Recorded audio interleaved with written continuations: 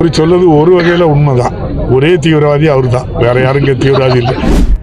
ஆளுநர் ரவி அவர்களை தீவிரவாதின்னு கொஞ்சம் கூட மனசாட்சியே இல்லாம பேசியிருக்காரு இந்த சபை நாகரிகம் தெரியாத சபாநாயகர் அப்பாவு அவர்கள். பாம்பு அடிக்கடி சட்டை கழட்டி போட்டு போற மாதிரி பதவிக்காக கட்சி கழட்டி போட்டுட்டு போன உங்ககிட்ட எல்லாம் மனசாட்சி எதிர்பார்க்கறது ரொம்ப தப்பு தான். ஆளுநர் தீவிரவாதி பத்தி பேசினா அப்பாவுக்கு ஏன் எரியுதுன்னு எனக்கு புரியல. தீவிரவாதியே தீவிரவாதின்னு சொல்லிட்டாராமா, அதுக்காக ஒரு ஆளுநர் மேல இவ்வளவு வன்மத்தையா கொட்டுவீங்க? சரி, உங்க கணக்குப்படி தீவிரவாதி தீவிரவாதின்னு சொல்லக்கூடாது, வேற எப்படி சொல்றது? தீவிரவாதியை திமுக காரன்னு சொல்லிக்கலாமா? என்னடா தமிழகத்துல பயங்கரவாதத்துக்கு இடமே இல்லை, அது எப்படிங்க சிரிப்பே வராம காமெடி பண்றீங்க? கோவையில நடந்த குண்டு வெடிப்பை சிலிண்டர் வெடிச்சிருச்சுன்னு உருட்டுன கூட்டம் தானே நீங்க.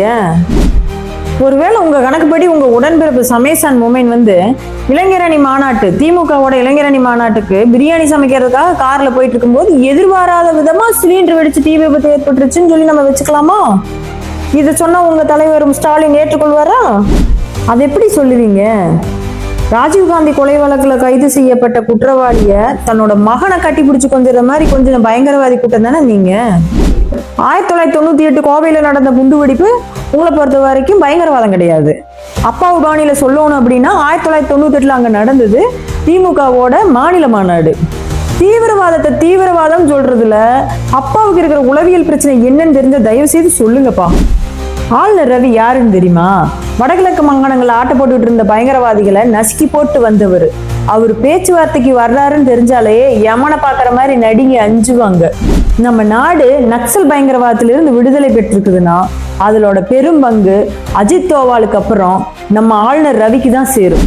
ஆளுநர் ரவி தமிழ்நாட்டுக்கு வரணும்னுமே நீங்க என்னென்னலாம் ஒப்பாரி வச்சீங்கன்னு இப்போ ஞாபகம் இருக்குது. நீங்க ஆளுங்கட்சியா இருந்தப்போ 2006-11 நீங்க ஓட்ட பேயாட்டத்திலாம் இப்ப போட முடியாம அவர் நிப்பாட்டி வச்சிருக்கிறாருங்கிறதுனால தானே அவரை தீவிரவாதின்னு சொல்லி உங்க வன்மத்தை கக்கிக்கிறீங்க.